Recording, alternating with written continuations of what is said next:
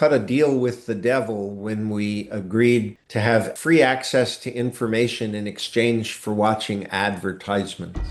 I feel like serving in government should feel like jury duty, right? It's not that you want to do it. It's not that you have an ambition to do it.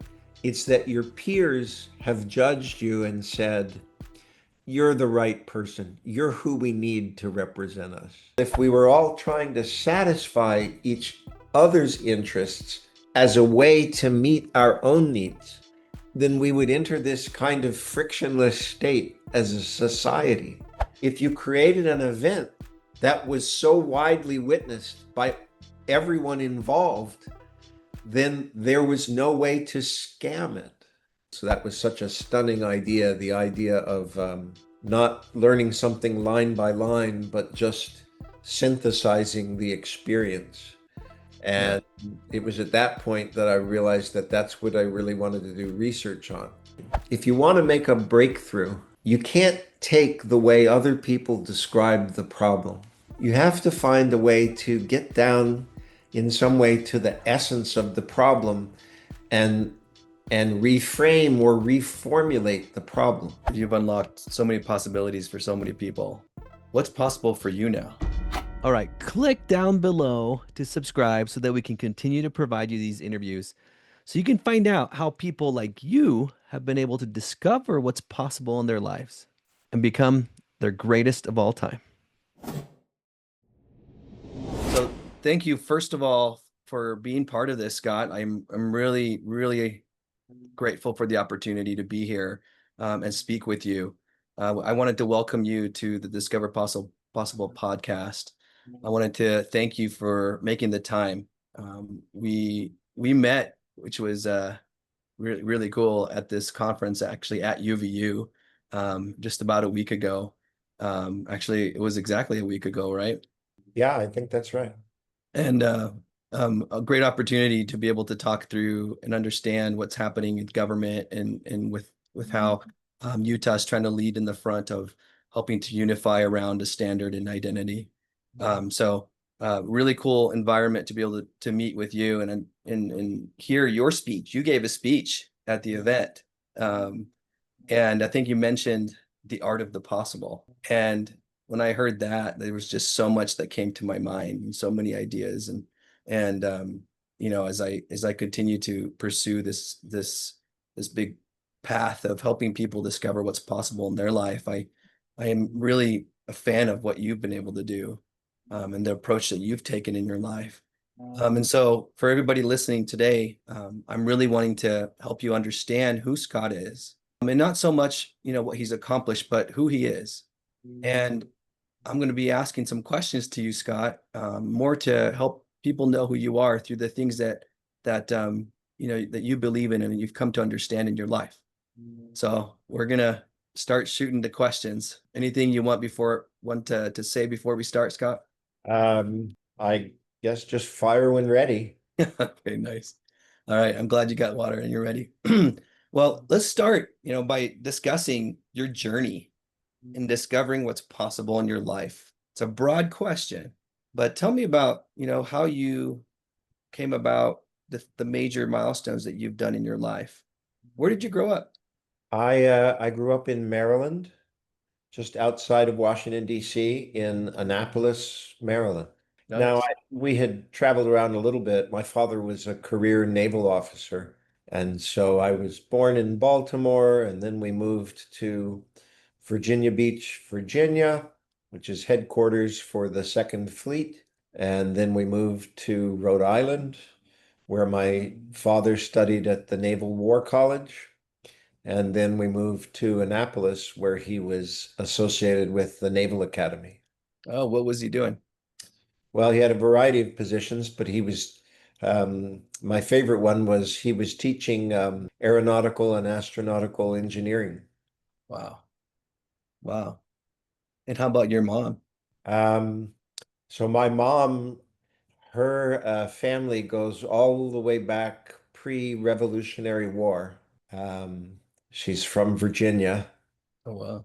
and I grew up with a real appreciation for my mom's heritage and the many people in that family line that put family and other values above themselves. Mm. And I I have a real debt that I owe to them and to my What, father's side, obviously. And that's something that I think about on a regular basis. what did they do that makes you feel this strong responsibility and indebtedness to them? Well, I had a great aunt, and she was a real family history focused person, Interesting. genealogy focused. And she would always impress upon me all the legacy of many of my ancestors on my mom's side who had, made sacrifices and lived upright and honorable lives, and just helped me understand that that was the reason I had some of the opportunities that I had. That it creates a sense of wanting to carry that idea forward and make the world a better place, I guess, is Yeah. sounds trite, but we have a legacy and we're grateful for it. And I hope everyone shares in that. And we can make things even better for the next generation. What did your mom and dad dedicate their lives to that established your legacy and who you are? Well, my mom made it clear that family was very important to her, and that we as children were very important to her, and that she had high expectations of us, and she was willing to support us in the various efforts we made. She also was a wonderfully creative person, and she was trying to do new things all throughout her life, and that was inspirational to me. My dad, I think of as sort of the picture of honesty Mm. and sort of the American way, if you will. He grew up in a very poor situation and really established himself through the work and effort that he put into things. It was a huge lift for my father to be accepted into the U.S. Naval Academy as a midshipman. And, in a family situation where the idea of even going to college was considered a stretch. Um, and I will just tell you one other story that epitomizes not necessarily my dad, but how I, as a child, thought of my dad. And that is, my father was involved in the Cuban Missile Crisis. Oh, wow. And in particular, the Second Fleet, which shipped out of Newport News, Virginia, was the really intercepting group. And my father served on the flagship of that group. He was on the admiral's staff for anti-submarine warfare. And so it was actually my father's ship, the Newport News, that actually intercepted the Russian merchant ships as they were moving the missiles out of Cuba. Mm. And my father brought home pictures of being up close, very up close to these ships and being able to see the missiles strapped on the deck. And these apparently were photos that were not to be, that were classified, but he took them off the ship anyway. And so it was always part of our sort of childhood legacy, seeing these pictures of the Soviet missiles really, really up close.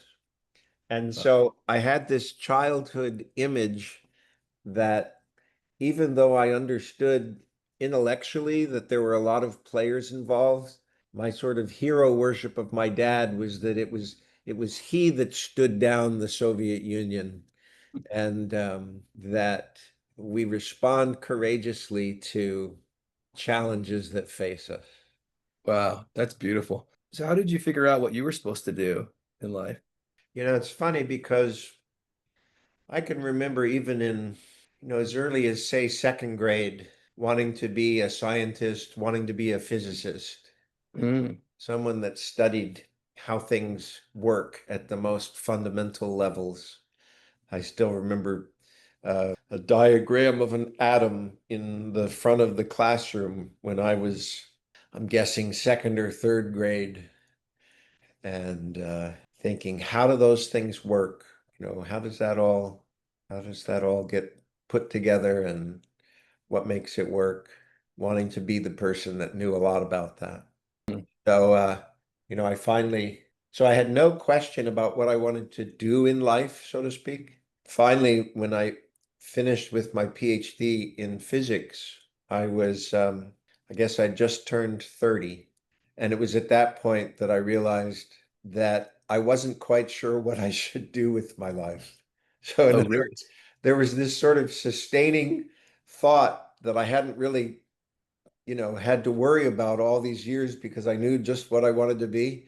And then finally, when I graduated, I thought, I don't think that's what's going to happen.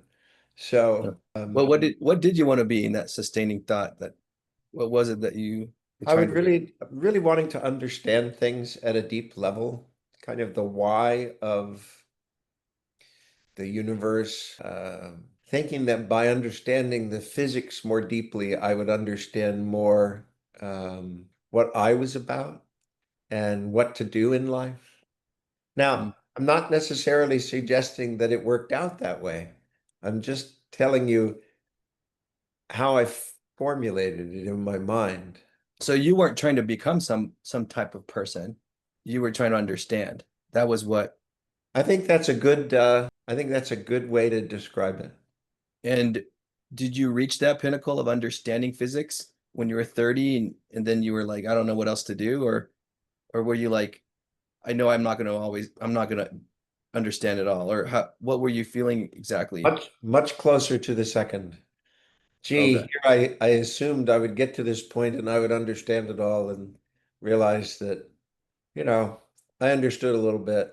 A lot of things that I didn't understand, a lot of things that I love the idea of physics and getting it to the bottom of things, but there's plenty there to still learn. I still come back at it, Mm. really, almost, at least once a month, I come back to probing more of the physics that I thought I would have mastered by the time I graduated. So you graduated from what degree I had a PhD from Stanford. at age 30? Yeah. So, and, did you have the thought that you would become a professor, I'm assuming, or is that what you were? Well, by the time I graduated, I already knew what my job was. In other words, I'd already secured a job. So Okay. it was not to be a professor, but in some sense it was to be something better lucky than smart, even better in a sense. It was to get to work at part of the old Bell Labs, Bellcore. Wait. Okay. How did you get from where did you find your way into Bell Labs? So I went to a particular conference where I presented a paper, some research that I'd done. It was the very, very early days of neural networks. Yeah. And I did some research on neural networks and presented it. And someone sitting in the audience reached out and introduced themselves to me. And he was a researcher at Bellcore. And he encouraged me to apply. And but for that, I wouldn't have had that entree. You do that. So let's back out from that. You wanted to study neural networks. What made you want to do that? Because apparently that prepared you to get the job. Well, I became really enamored of artificial intelligence while I was at Stanford, and the whole concept of understanding how we think about things. And I heard a particular lecture given by someone who later won the Nobel Prize in physics just a couple of years ago, John Hopfield. Hmm. I heard him speak at Stanford. He was visiting from Caltech, and he talked about this new mechanism that he had refined, a kind of early neural network, though he didn't call it that. But it was the whole idea that learning could take place not by giving people rules, but by giving people enough examples. And then the computer system would gradually learn how to improve in how it represented those examples. So that was such a stunning idea, the idea of not learning something line by line, but just synthesizing the experience. Yeah. And it was at that point that I realized that that's what I really wanted to do research on. So so it's interesting. That was a moment of, some people might call it curiosity or inspiration, similar to when you were in second grade and you saw that picture on the chalkboard. Was it a chalkboard? I don't know if it was a chalkboard or not, but of an Actually, it atom. was taped on the wall underneath the chalkboard. Now, those two moments were moments of curiosity. So, like wanting to know more about what that thing was. Mhm. Um, so is having curiosity for you like one of your main ways to receive inspiration when you start getting curious about something? Well, getting curious and wanting to know, wanting to pursue. I feel like, there's this typical saying that knowledge is power. And I just felt like the more I understand and know how things work, that gives me more ability to affect the world. Mm. So in here, go ahead. I was just going to say, seeing an elegant solution to something or seeing the simplicity and elegance of something is it quiets my mind. And maybe my mind is too busy, and I really enjoy that quieting experience that comes from, when you figure out something that's really neat, or when someone explains to you something that's really neat, you sort of savor it and stick with the idea, kind of think it over and over and over again. And that's a very enjoyable experience. I'm thinking, for example, one of my favorite, many physicists' favorite stories are stories told by Richard Feynman, who was a very distinguished theoretical physicist, but also a great elucidator, a great explainer. And there is this very satisfying concept of something called least action. And it explains at a very fundamental level a unifying principle of all of physics. And just last week, I explained that principle to a group of high school students, and just how satisfying it is to explain a kind of basic understanding of how the universe operates. Mm. Just very Mm. That's really interesting. So it's almost like reaching a new level of understanding. yeah. Yeah, I think Yeah. that's a good description. Yeah. I it was so you feel like the first time you felt that, where was the first time you think you can remember feeling that? Well, I do remember a particular day when I was a freshman at MIT, and I was studying multivariable calculus, what they call div, grad, and curl. And professor had just given a really inspiring lecture that seemed to make you feel like, again, you had this deeper understanding of how the whole universe fit together, and just sort of relishing in the moment of that. So I don't know if that's a first time or Hmm. it's, I'm sure it wasn't a first time, but it was a vivid time. Do you think that these moments of understanding, how would they relate to growth? Well, for me, they give you something to strive for. There's this sense of the sublime and how you want to live your life so that you get back into those moments. I can give you another example. I've been giving all of these physics examples, but there's another example, from the from the New Testament, where the Savior gives this very simple principle: do unto others as you would have them do unto you, right? And it suggests that you have to imagine yourself in the other person's position and how you would feel and what you would want done on your behalf by someone else.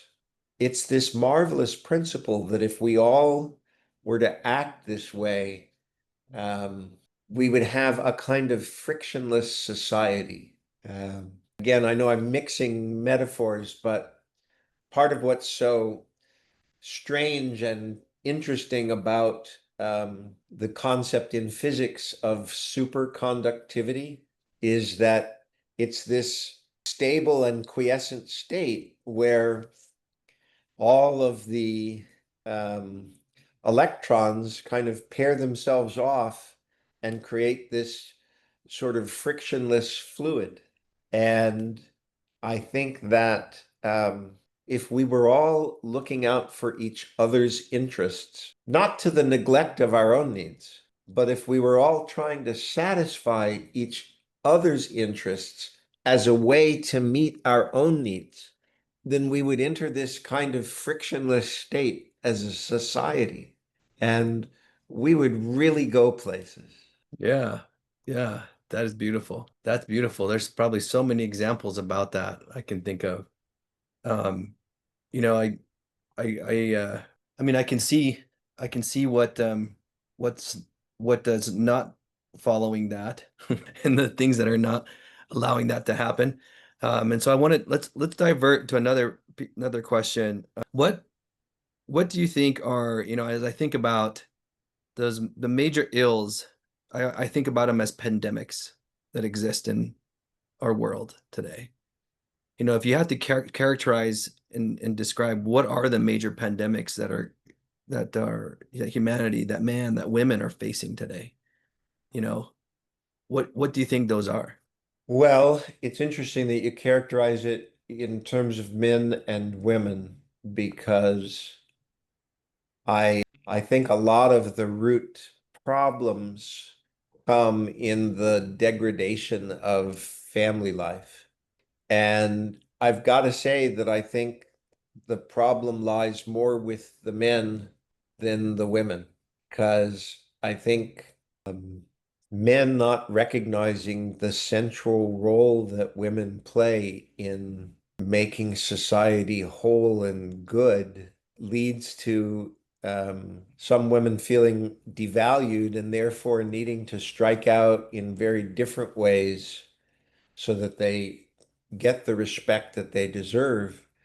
And I think that leads to a spiraling cycle that becomes more selfish and less focused on the perpetuation and continuation of life, the need to really realize our own goals through trying to be useful to other people and learning to work together.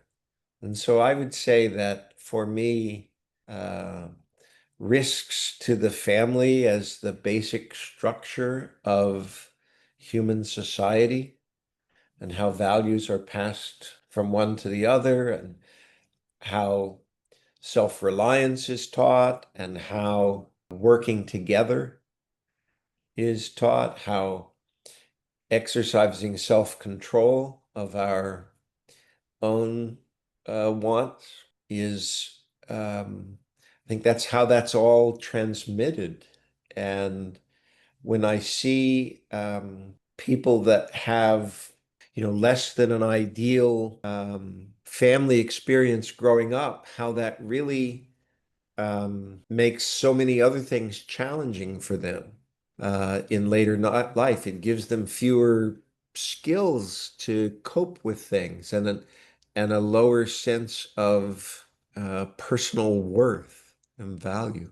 I think that really goes at the heart of, if you talk about ills, if you will. Wow. Yeah, that is really interesting. Um, and do you think that the destruction of the family can be part of like all the issues that are happening today. It's really foundational, I think, to what you're saying. Because, as we started our conversation and I was trying to figure out like how did you discover what was possible? It's like you naturally went to or maybe it was my questioning that naturally went to your family and to your ancestry to really help you discover who you are. So if that breaks down, then a big piece of who you're going to become in your life is affected. Well, I think there also is a fundamental value. You can call it a religious one or a spiritual one. I think having an optimistic attitude that things will work out in the end. Things will feel fair in the final balance. Creates a reason to try to do your best. If you feel that the world has little purpose, it's it's less motivational to want to really deliver on what what you can do and how you can help to improve the world.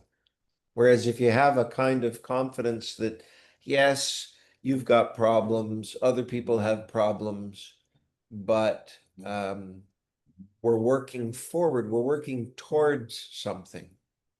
And we can do good things, we can realize the benefits of good things and the good things that others do.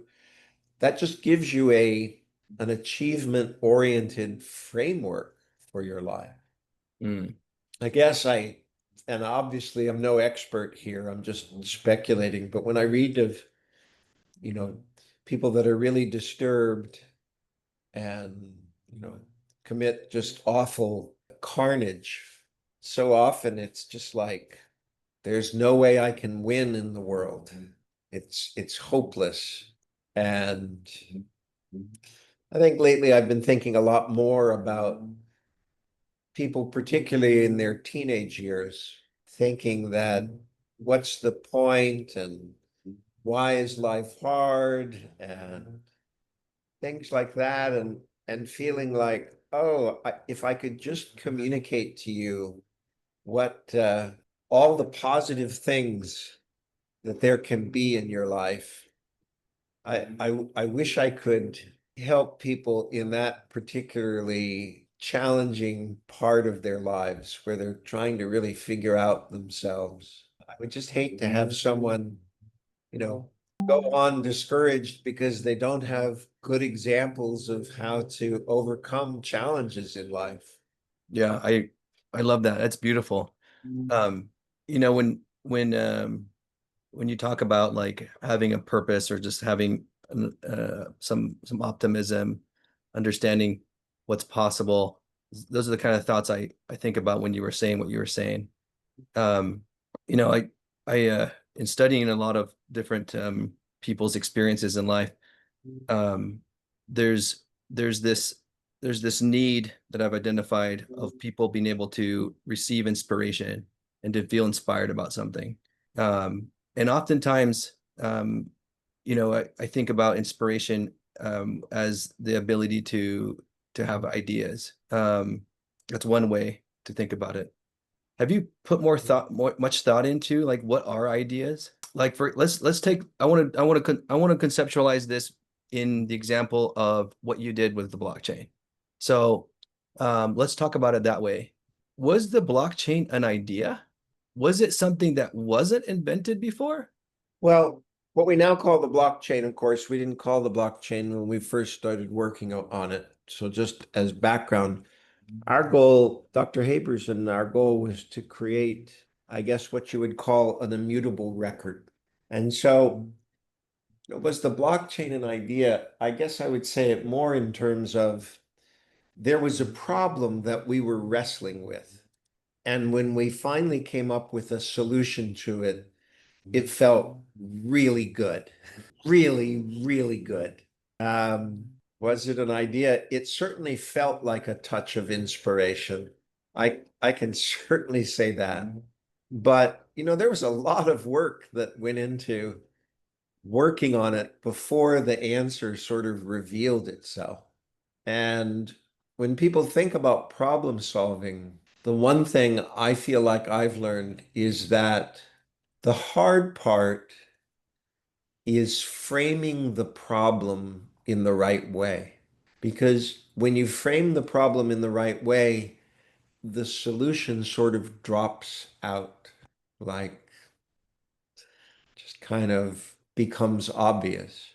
And so the hard part is framing the question, or even more clearly, reframing the question. If you want to make a breakthrough, you can't take the way other people describe the problem.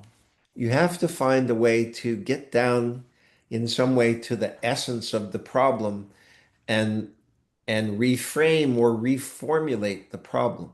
Because if you stick with the way other people describe the problem, you you end up sticking with the fact that no one's found a good solution. So let's take your example with the blockchain. What was the reframing of the problem that you did? Great question. And again, I hope my illustration of this is a useful example to other people of the same thing happening in their lives. My point is not to concentrate it on this particular moment and what it says about me, but more about what it says about all of us as people. Having said that, now I'll tell you the story with that caution. So again, we were trying to make it so that you didn't have to rely on trusting a particular person or a particular entity to prove that a record was created when claimed and not altered since. Okay. And we got to a certain point and we felt frustrated enough in our efforts that we decided that we would try to prove the opposite, namely that there's no way to remove having to rely on someone, that you just have to trust. And so it was actually in the process of writing that proof out that we stumbled upon the solution. And so the idea went sort of like this. If two people are working on a document and they want to collude, meaning they want to conspire to, change a document or tamper with it or backdate it, then the only way you can prevent that is to have a third person kind of looking over their shoulder. But what if they draw that third person into the conspiracy? Well, then you need a fourth person looking over the third person's shoulder. And so our argument for why the problem couldn't be solved was that you can't just go on forever having a next person always looking over someone else's shoulder, because it would create a kind of conspiracy that involved the whole world. And it was right at that moment that I realized that that wasn't the problem. That was actually the solution to the problem. Namely, if you created an event that was so widely witnessed by everyone involved, then there was no way to scam it. And so it sort of flipped the whole problem upside down. And realizing that you could distribute the trust out amongst the entire community rather than have to rely on any one particular person, it set the odds in your favor. It made it hard to flip that over. And that was a truly sublime moment. And again, I'm not suggesting that other people don't have plenty of other kind of sublime moments like that, but I'm trying to characterize one that was very personal to me. So what made, who, who's I, well, tell me the background behind discovering that specific reframing of the problem and how it led to the solution. Like, was it, you were writing the proof, you're saying? We were working on the proofs and we thought about them, not just when we were actually writing them, but it's the kind of thing, at least for me, that becomes a little bit obsessive. It's like it's always going on in the back of your mind. And I was actually with my wife and two of our children, who were quite young at the time, Since standing in line at a restaurant waiting for a table. And Which restaurant? I'm sorry? Which restaurant? It was a Friendly's restaurant. I guess they're reasonably well known in the northeastern part Okay. of the country. I don't know if they have, You had some dead time. You were waiting in line. yeah, time where a normal person would be having a conversation with their wife. And instead, I was just kind of off in La La Land thinking about this proof, Or a normal person would be on their phone. or maybe on their phone. This was a pre-cell phone Okay. uh, day. If I'm sure you've heard that there was a day before there were cell Of phones. course. Yeah, yeah. I was there too. And just running the proof through my head again and saying, and so the reason our proof works is you can't just keep going on forever because it would involve a conspiracy where the whole world was in on it. And then I realized that if the whole world was in on it, then there'd be no way to, for some minority of people to foist this untruth on the world. It really, it's what people today call decentralization. Yeah. It was really having that idea that was the breakthrough. So you call it an idea. So how would you define an idea? Yeah, now there you are, back at that question again that I've tried to evade because I don't quite know how. I mean, this is talked about everywhere. Everybody wants to be the one that has a new idea or wants to be able to be the one that brings an idea to market. And if you don't have an idea, you feel lost. You feel like you can't go on. You don't have hope. It's all the things we talked about of the pandemic, you know? So for me, like understanding what ideas are is something that I'm trying to unlock here little bit by little bit, is like, if we had to define it for whatever amount of experience we have so far to be able to define it, is it something that is unique and only one person can have it? Boy, I sure don't believe that. Again, I know I'm not giving a general definition of an idea, but I keep coming back. I, the ideas that matter to me are the ones that are solutions to problems. You feel like there's some issue in your personal life, in the world, and there just doesn't seem to be any way to move forward. And then how wonderful and how hope-giving it is when you reframe the problem and say, there is a way to move forward. This is how I can move forward. How does that not inspire hope? Mhm. Oh yeah. But I think that this is a very human thing. In other words, I think the notion that it only happens to a small percentage of people is kind of missing the essence of what it means to be human. We strive to do something, we fail at it. We try again, we fail at it. We just feel like there's just no way. And then at some point, a way emerges. And it is so not just hope giving, it feels like it's life giving. And believing that that can happen, I think, is part of what, it's the essence of what keeps us optimistic in the face of significant challenges. I love it. Going back to that moment when you were in the Friendlies and standing in line, you were would you call that was inspiration? I think that'd be, yeah, I would say that. It sure felt like it.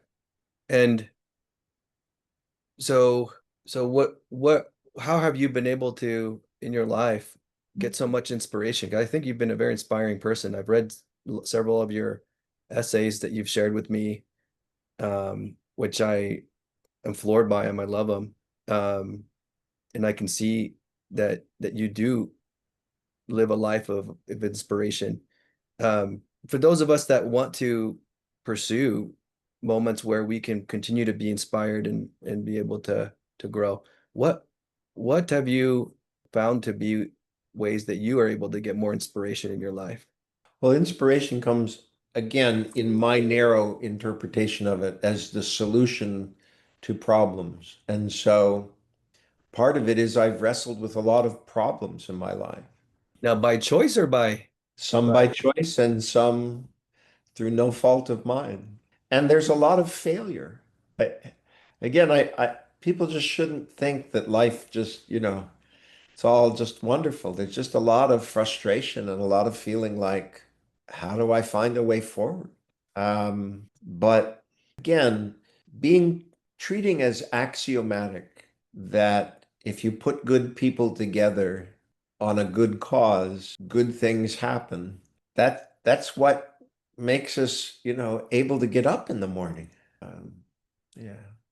now let's go into if you think about what you've done in your life, you've unlocked so many possibilities for so many people. What's possible for you now? Well, I still feel like I have a number of ideas that I'd like to set in motion to kind of, what do they say? A rising tide raises all ships. And I'd like to put some things in motion that can help lift us all up a little more. Like what? Well, I think you're probably aware that you even see this logo sitting attached to my Zoom call that right now I'm running a company called Suremark, and the whole idea is to not we're just awash in misinformation and recrimination and mistrust. And um, I I think that many people are concerned about all of the misinformation, and particularly in light of AI deepfakes of pictures and videos and audio and who knows what else. Being able to know who you're interacting with and who made what you're viewing a stabilizing force. And Shermark is trying to make it so that you can both protect your identity, but also assert your identity, that you can project your identity in a good way so that people know who they're talking to and who they can trust. So I see that as it's a good cause. It's not the only good cause. There's plenty of good causes out there in the world, but this is the particular, I think it was Voltaire who talks about, and I apologize to some French philosopher if I'm attributing to Voltaire something that's theirs, but if it's this notion that if we each tend our own little garden around ourselves, then the whole world can be a better place. And so this is where I'm trying to make a difference. This is where I'm working on letting people be able to distinguish truth from falsehood and know who they can trust. Yeah, I do think that's a pandemic today. It's not knowing what the truth is. I'll give you a third one, though, that I really think about a lot, and that has to do with dealing with economic inequality. And I know that there's a lot of people that talk about universal basic income or something as a way to make it so that there's not this huge separation between rich and poor. And I really don't like that. It rubs me the wrong way in so many ways. And I've been trying to think about ways that we can channel without coercion more of the world's resources to giving everybody a chance, to giving everybody opportunity to be more than they were. Just so it doesn't seem so abstract, I'll give you a particular idea that struck me lately, a good idea that someone else had, just to be clear. Okay. So there's a situation with immigrants. You have many talented and skilled immigrants that had certain credentials or qualifications in the country that they came from. But now that they come into a new country, those credentials, diplomas, if you will, don't transfer. That's right. So instead of getting to continue to practice, let's say, as a doctor, person instead is doing some job that pays far less and adds far less value into the world. Not that they're degrading or demeaning jobs in and of themselves, but a person that has trained for a good portion of their life to be a doctor and then has to immigrate and can't practice that profession. I read about a program where if you need, the funds to pay for re-credentialing yourself, just being given that as a grant. And I thought, what a wonderful thing to sort of unlock the resources that are latent in someone and let them get back to being them. Okay. Yeah. And I just wonder how many situations could be alleviated if we really understood the need, not trying to create a dependency. We're trying to let the person become more of themselves. But if we could target that kind of resource so that we could help people unlock their potential, what a wonderful world it would be. Yeah. Yeah. I love that. That's fantastic. I think that has a lot of application, a lot of different things. I interviewed somebody yesterday. He's a real estate entrepreneur. He found the ability to do that by finding broken down hotels in urban areas that are decrepit, have, you know, come a place for drugs and homelessness, and he's reviving them to a state of where they once were, Wow.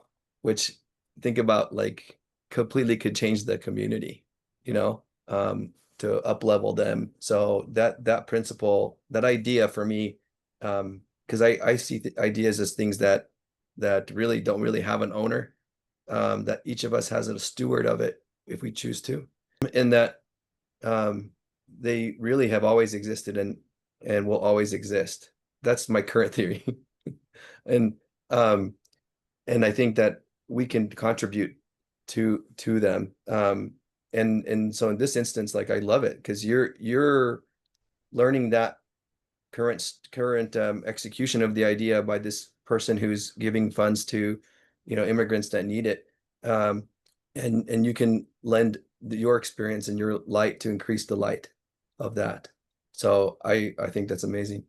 There's two other things I wanted to talk to you before we finish up here, if you don't mind. Like, number one, uh, what's there's two topics that are really interesting to me, and one is the concept of advertising today, and then the other one is like concept of participation in government. I'm really curious on, what do you think the big problem is, or what a one way to frame it with advertising today and with participation in government? Well, those are really great topics, and I will try to be concise because I know that our time is limited.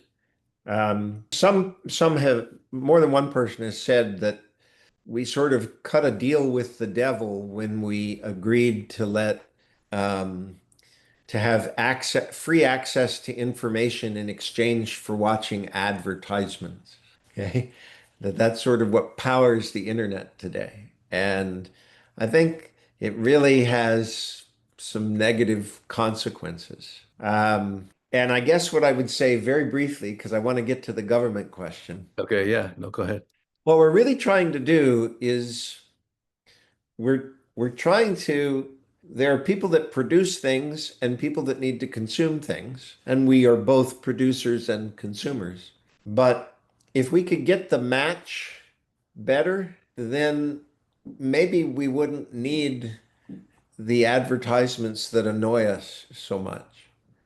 And part of what I hope to be able to do with projecting one's identity is that we could better communicate what we're genuinely in need of, and that it would be done in such a way that didn't lead to spam so much as it led to people really seeking after our interests and helping helping match the need with the supply.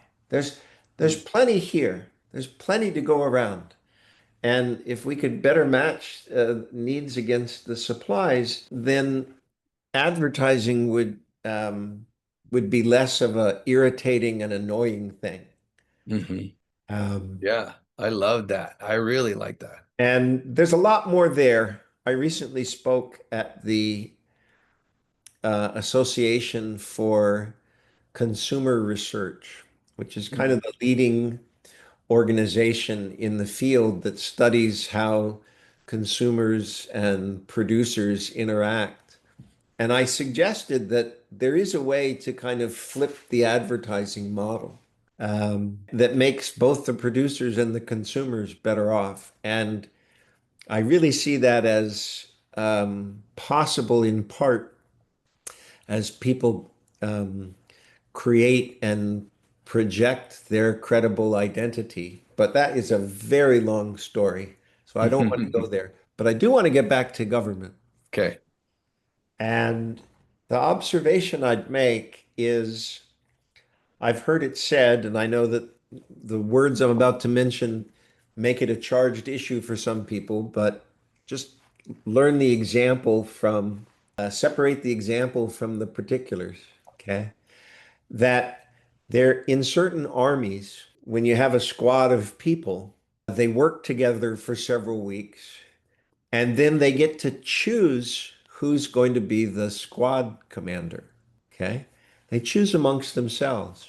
And when you think about that setting of choice, It's life or death. it's life or death. And so you say, you don't choose the popular one. You don't choose the handsome or the good looking one. You say, who is able, who am I most willing to trust if my life is on the line? And in a similar way, since there's only, let's say 8 of you or something, you know them individually. You know these people. It's not what you've heard about them or their advertising. It's you can judge for yourself their qualities. And so, in that kind of a situation, democracy works really well. You end up choosing the leader that is really the right person. Okay. And you're not persuaded by other voices. It's based on personal experience. And so I would love to, and I continue to think about how we can make what works at a small scale work at a large scale. And then we would almost be compelling the best people to be in government. It's not like they're running a campaign. It's that they'd rather not do this, but we say, look, it's obvious that you're the best person for this position, and we need you to fill that role. I feel like serving in government should feel like jury duty, right? It's not that you want to do it. It's not that you have an ambition to do it. It's that your peers have judged you and said, you're the right person. You're who we need to represent us. Okay. If it's a life or death situation, you're the person that we want to put in this particular position. Then we would really elevate government and we would get closer to that frictionless society. Yeah, I love that. That's really, really cool. I I know we have I go have ahead. to apologize, but I have to wrap for Okay. another. Yeah, Scott, this was fantastic. I appreciate it so much. There's a lot of things that we've talked about that for anybody in the audience really could help you understand, model out how you can get ideas in life and how you can be able to achieve what's possible for you. So thank you for your time. And this was amazing.